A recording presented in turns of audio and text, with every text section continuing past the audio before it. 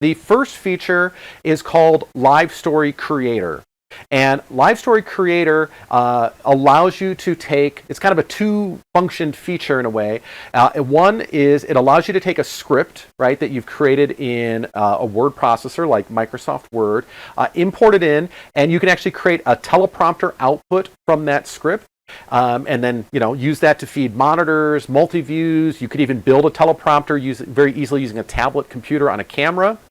So it gives you that, but it also adds automation features. You can put commands in the script so that as the script runs, it can actually do things inside the system in here. So let's take a look first at at a script that I have in here, and then we'll show you how the tool works in here. So if I go to my automation tab found in the bottom of the interface here, you can see that I've got a script loaded, and you can load a new one just by clicking the plus sign in here and go and find the file. The only file format it will read is a docx file. All right, so it doesn't have to be out of Microsoft Word, although certainly Microsoft Word writes these files directly, but it can be Google Docs or LibreOffice. Anything that can write out a docx file can come in here.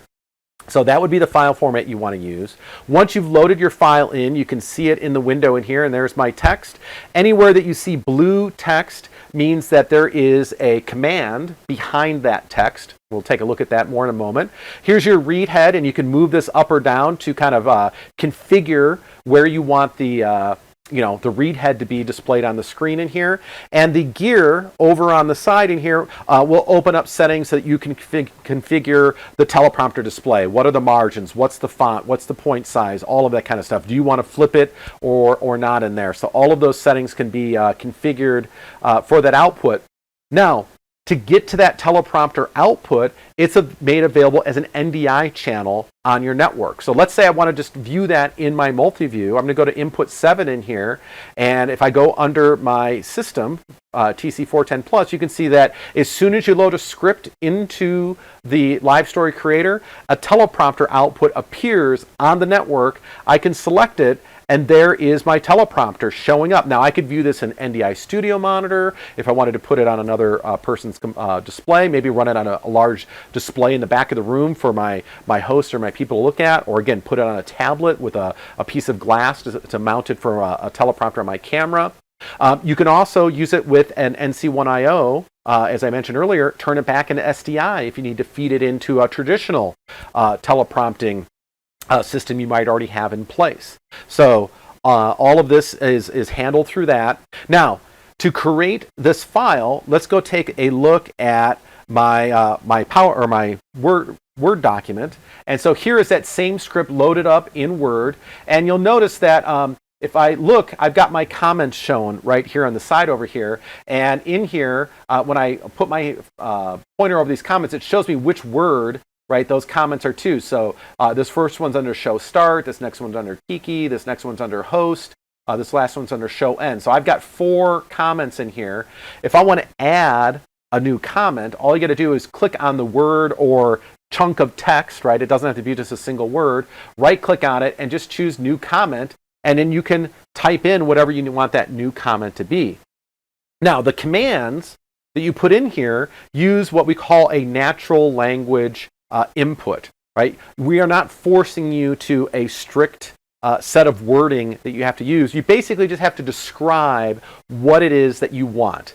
I want to play a clip. I want to load a clip that's called this name. I want to switch to this input. I want to play this macro, right? You can go in and basically tell it, just as you would try to explain it to somebody else, in wording what you want. So in my case, I happen to go make macros because, as those of you know me, I'm a big macro fan. I like to do everything with macros. So you can see that I'm just calling macros. I just said, hey, macro, and then I put the name of my macro in here, show start, macro Kiki. And so when that command runs, it looks through my list of macros to find one with that specific name that I called it, and then it will run that macro that does that thing. So that is how this all works. And then the other thing is that if you make any changes to here, let's say I wanted to make a little change to what this text says. So, and we'll just say on and on some more, right? So I added some new text in there. I'm going to save my Word document, And when I come back into the TriCaster, you can see this little icon appeared right in the middle of my automation window. And that's telling me that there's a new updated version of this Word document that is been saved. To reload it, just click on this icon, and now when you look on here, you can see where it says on and on some more, right? What I just typed in there. So you can easily get the latest version. It will let you know when there's an update in there just by clicking that button. So let me give you a quick demo of this running. I've actually created this script, again, that runs some macros. Just to show you here, the macros are in right here under this folder here. And so there's my host, Kiki, show end, show start, right? Again, my script is calling for those macros specifically by the name that I gave those macros, so I could create a bunch of them and then just drop them in there.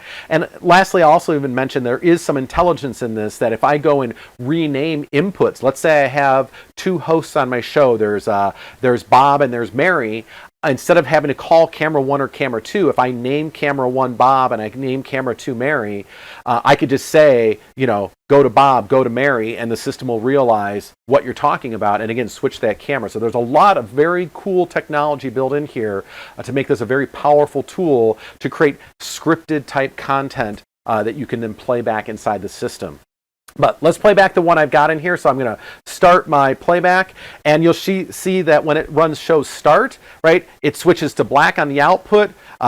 It went to my camera, which I forgot to set up earlier to make sure it points to me, but we'll do that myself here, right? So it would switch the camera to me. And then in a moment here, it's going to switch to Kiki. It does a little camera move on there. It does bring up their titles, but I forgot to turn that on. Sorry. Few things here I missed to do, but you can see it bring the title on or off. All of that was set up in the macro. It's reading back everything she says as she's saying it here. And again, you can adjust the speed of playback using the little T-bar here. By the way, you could hook up something like a contour design jog shuttle wheel and give that speed control to the person running the system so they could speed it up or slow it down as necessary. And then when it reaches the end of that, it transitions out back to me. We'll bring my title up. There it is on the screen in there. And then it plays out to the end and goes to show end. So hopefully that gives you just a very quick idea of how this works, right? I put macros in there, so as this plays, it runs that stuff in line with what's happening in there.